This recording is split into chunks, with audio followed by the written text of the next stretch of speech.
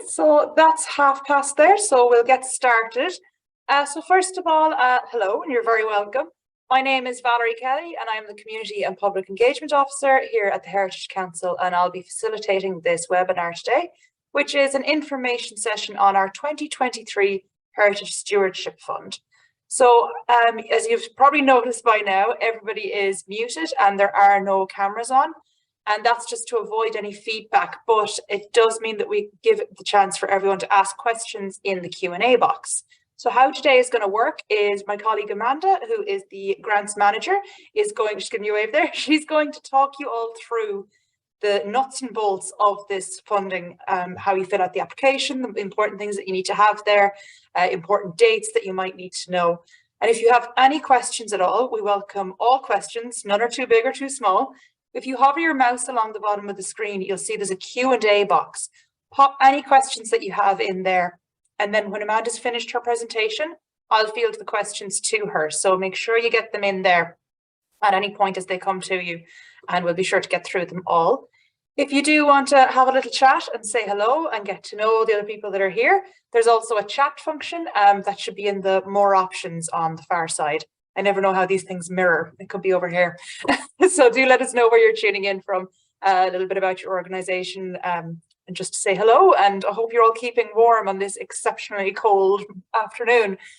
So without further ado, we will get started. Just a final note to let you know that this session is being recorded and we'll be putting it online as soon as it's downloaded and processed. So it should be a pretty quick turnaround. So if you do miss anything, don't panic, you'll be able to watch it back again later. So with that, I'm going to hand over to Amanda and let you take it away. Hi everyone, and thank you for attending. We're going to keep this as brief as possible. I actually just noticed, it probably comes for you, that my logo there is backwards, so apologies for that. We're going to keep it as brief as possible. I'm just going to do a very quick presentation, and then we hopefully will be able to answer some of your questions. So I'll share now. Share. Is that coming up, Valerie? Yeah, great. Okay, so this is the Heritage Stewardship Fund 2023. And basically, this is a fund for public bodies. So if you are working in a public organisation, be that a state agency, third level institute, or indeed a local authority, you are eligible to apply. This is project focused. So if you have an idea in mind about a heritage project, this is the scheme for you. The application process is now opened since the 1st of December. Closing date is the 16th of January 2023 at 5 p.m. We also have a fund, hopefully, of up to 500,000.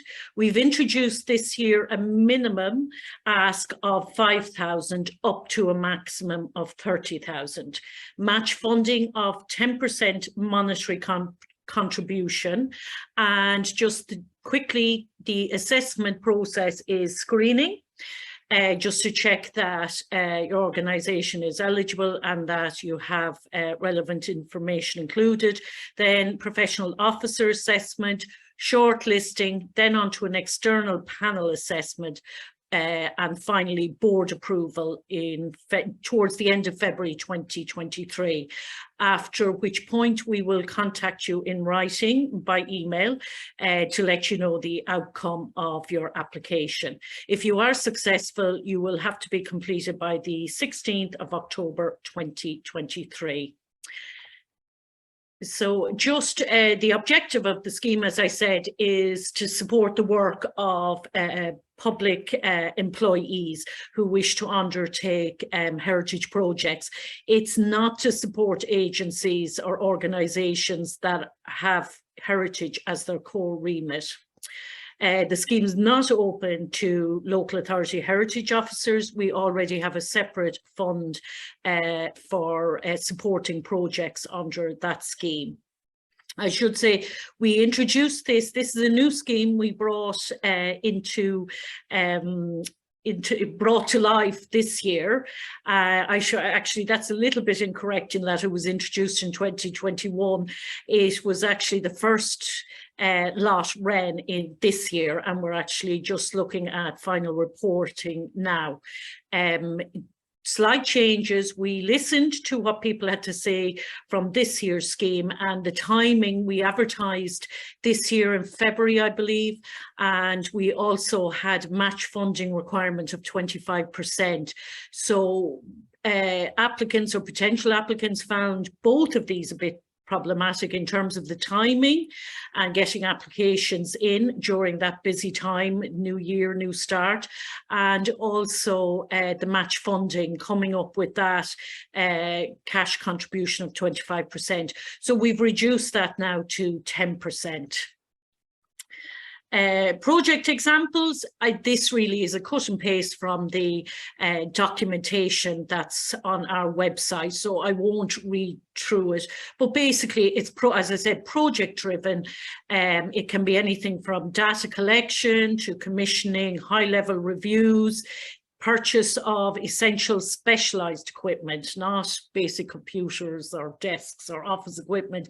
But if you have, you need to commission bespoke museum cases, or even archival materials to make improve access for people with special needs or disability, even if that's digital or physical access, those types of projects can be supported.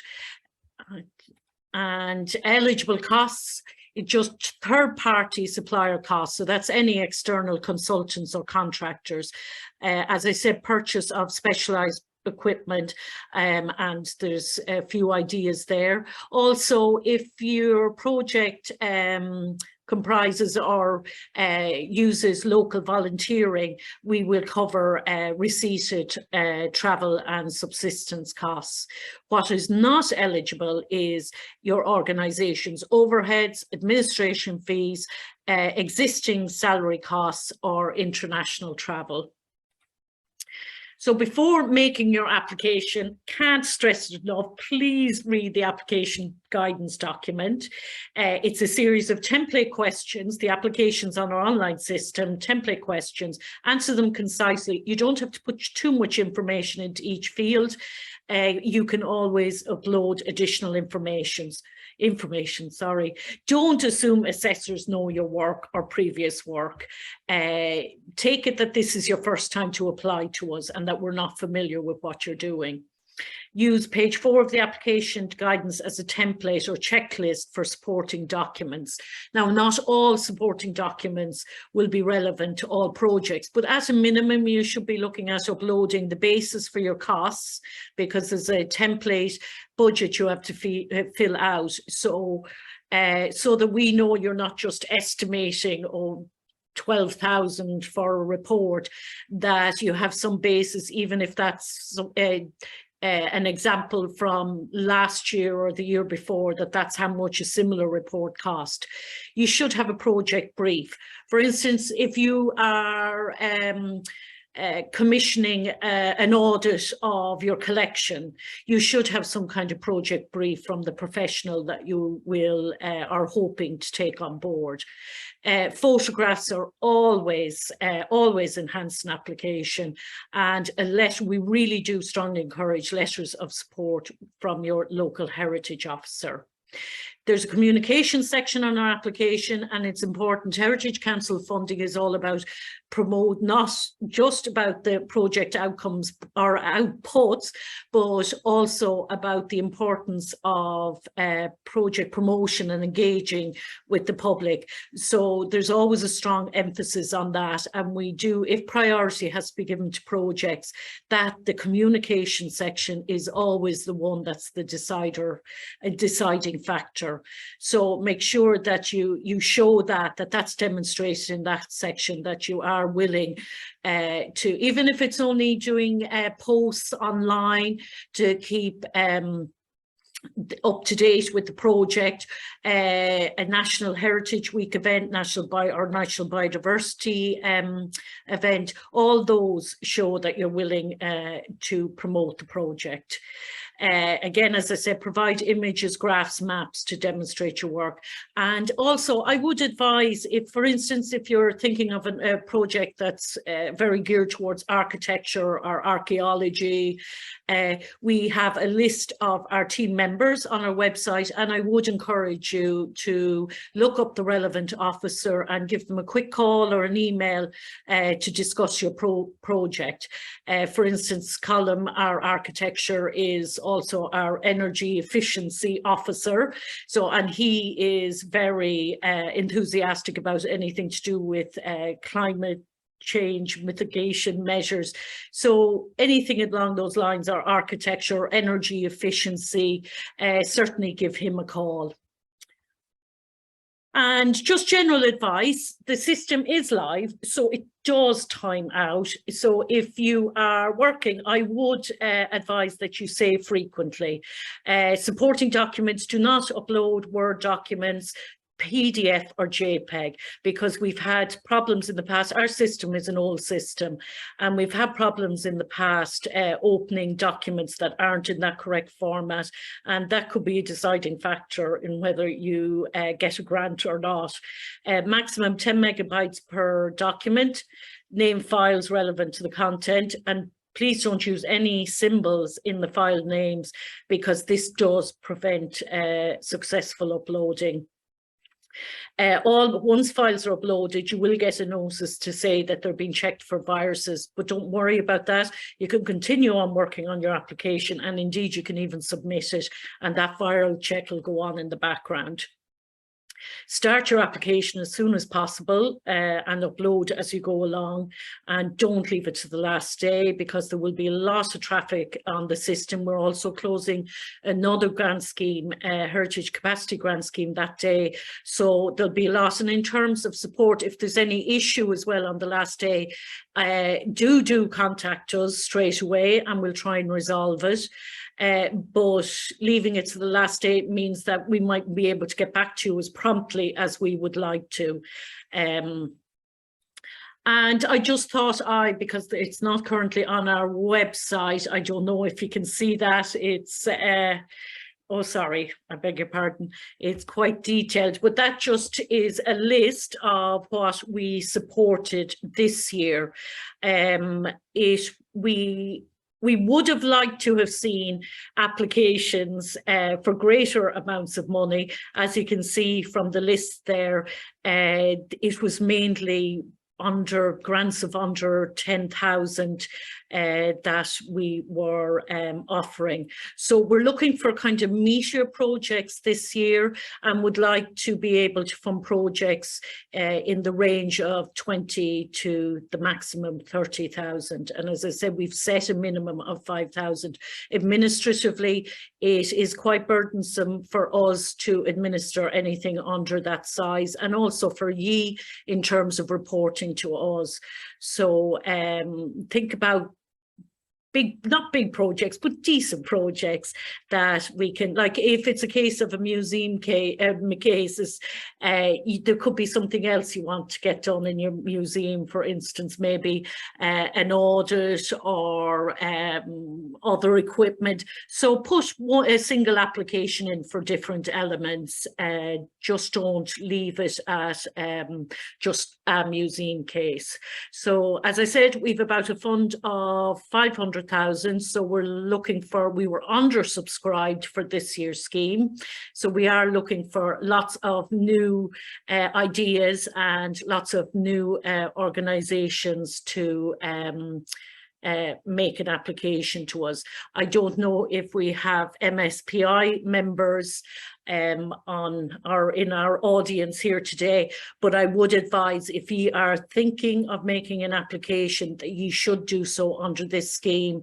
There is a strong possibility that the community grant scheme, which was always open to MSPI members, will be closed in 2023 for MSPI members who are public bodies. We're trying to streamline our grant schemes so that we can fairly distribute funding across a diverse range of organisations, be that public, voluntary, community groups, NGOs, so that we don't have multiple applications coming in from the same organisation. So as I said, if you are a public body, part of the MSPI programme, I would advise, if you are thinking about an application for 2023, that you apply under this fund. I think we have a new email address for grants@heritagecouncil.ie, and any queries, if you could send them that way, we'll certainly try and get back to you as soon as possible.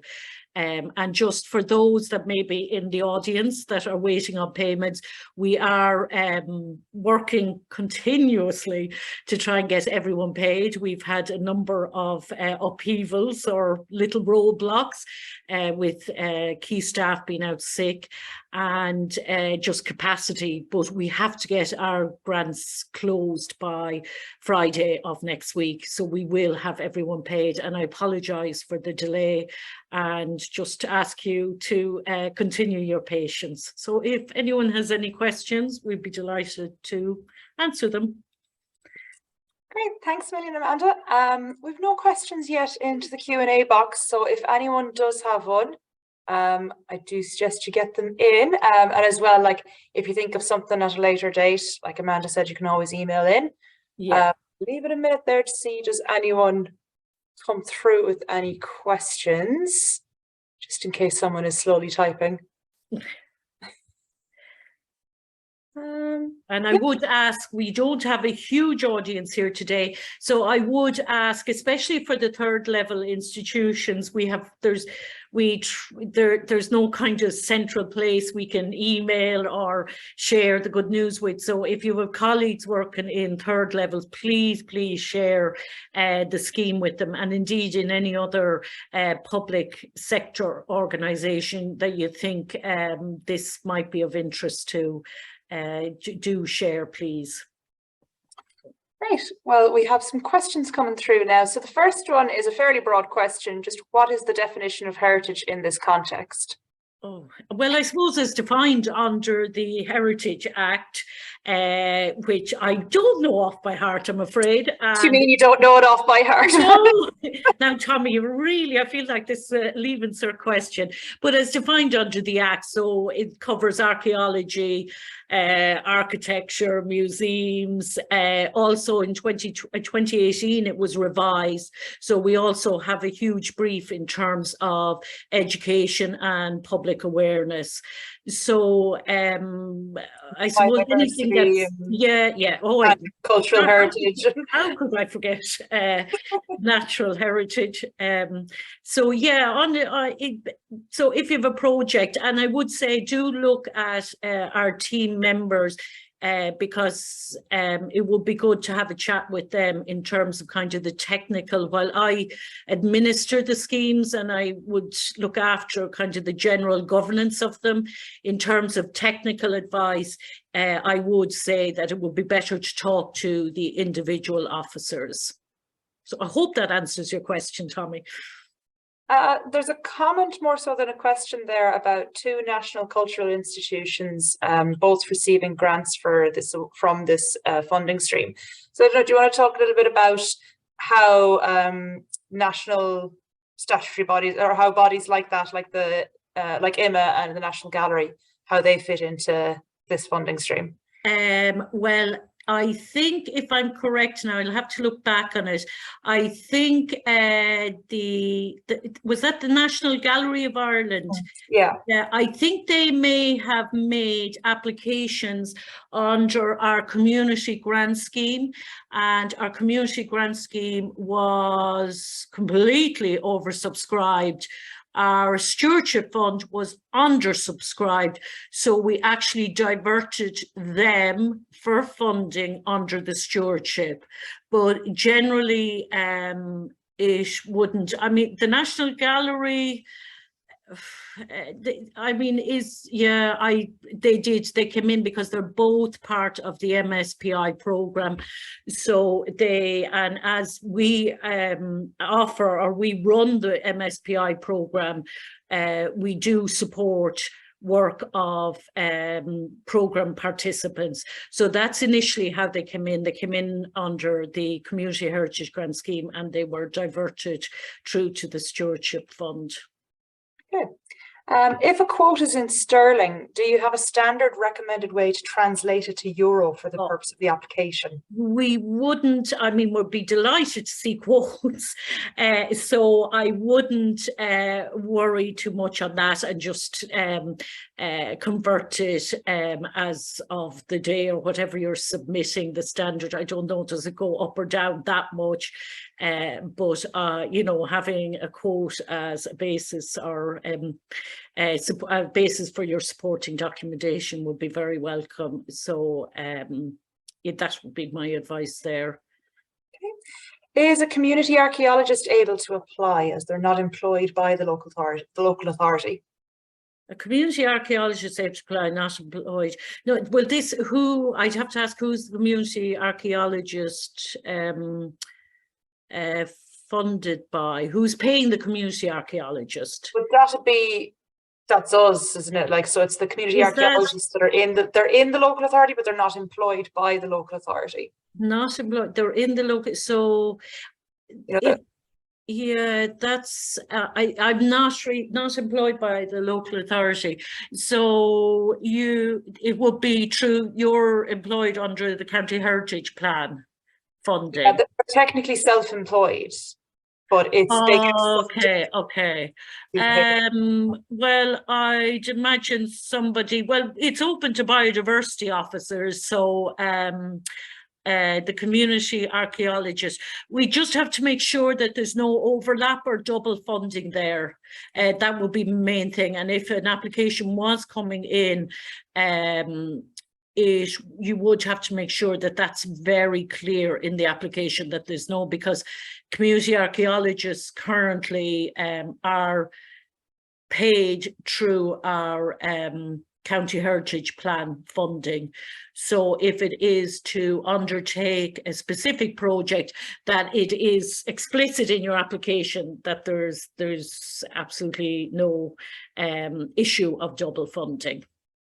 Great. But sorry, just to go back to that, I would suggest that if the community archaeologist is thinking of applying, it will have to come from somebody within, not the heritage officer, but someone within the local authority, the official application.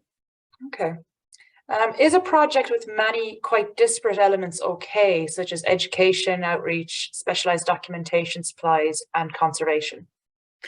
Yes, I would be encouraging that, because you could have something that's very standalone, like purchase of specialized software, and also, which is, you know, you buy it. There's no kind of, it's more about a capacity issue when we are looking at applications. So if it is too ambitious in terms of delivery, that would go against an application. But if it's something that, for instance, as I said, if it's the purchase of specialized software or equipment, that's, you place the order, you get the delivery. It's not going to impact on your capacity to deliver other strands. So really, that's where we'd be coming from in terms of the time frame, and getting the elements achieved within that time frame. But it all falls in under a kind of care of collection. So in one way, it might seem very disjointed, but it all sits under that heading. Okay. We have two more comments about national cultural institutions. So we've one, I'm just asking, are they entitled to apply to the Stewardship Fund? What I would do is, see, I don't know what they are. I would suggest that you email us directly, and I can double check. That line about core activity is something we use quite frequently, and it's something we could look at. So I would suggest that you just email us and we'll take a look at what you're proposing if you have an idea of, you know, what you think you'll be applying for. Okay, and in a similar vein then, the same person that asked earlier about IMA and the National Gallery commented on funding that they receive from the government, and just are they competing with community and voluntary museums for this funding stream? But I suppose, like you said, like they were taken out of the community. Okay, sorry. It's just IMA is in receipt of 8 million annually from the government, and it seems unfair. The community voluntary museums. Yeah, Una, that's we're looking at all that, and that's one of the reasons IMA was actually taken out of the community grant scheme, and that's another reason why we're actually looking at only allowing MSPI non-governmental or non-public bodied museums to apply under the community grant scheme. So we're very aware of that, and we're trying to mitigate against it. And also as I said, we do have to support participants of programs that we are actively encouraging involvement and accreditation in. But that is an issue, Una, and it is one that we are trying to resolve as much as we can for 2023. Glenn has a question there, Valerie. Oh yeah, sorry, I jumped ahead. You can't. Yeah, so just talking about groups that might be receiving funding from other streams as well. So the question is, as we already receive funding from both the Arts Council and the local authority, would we be eligible for funding? Well, the first question is, are you a public body? When I say public body, I mean like a state agency, third level, or local authority. I mean, if you're a group, it depends on your organization. You must be a public body to apply for the scheme. If you're not, you should be looking at the community grant scheme that will be advertised in January. And it is project specific, so you can apply for funding for a project that's not being funded by the Arts Council or the local authority. I'm just a bit, I'm not quite clear, Glenn, what type of organisation you're in, so that you can email me directly if you want at the grants at heritagecouncil.ie, if that's helpful. Great, that's all our questions that we have there. And as you said, and as Amanda just reiterated there, if you do have any further questions, absolutely send them through via email, or you can call the desk here. Yeah, we'll be happy to help you out. And as I said earlier, this session has been recorded and we'll have it up online as soon as possible. And yeah, it should be there for you to check back on if you have any further questions. So I guess with that being said, thank you so much, Amanda, for all the information. And thank you all so much for watching this, whether it's live or at a later date. And sorry, I just thought we had another question there. Yeah, so best of luck with your applications. If you have any questions, do get in touch before it gets too close to the finish date, because you don't want to be getting panicked towards the end. The earlier you can get in contact with us, the better, and the sooner we can help you with things, the better. No question is too big or too small. That's what we're here for, is to help you with that. So great, thank you all so much, and we'll talk to you in the spring when we do an info session for those of you who are successful, which I'm sure will be many. And spread the word. Yes, spread the word. Yeah, we'll have this up, and we might do frequently, we should and will do a frequently asked questions document also to upload. So as Valerie said, thanks again for attending, and we'll talk again soon, hopefully. Thanks, bye. Bye now.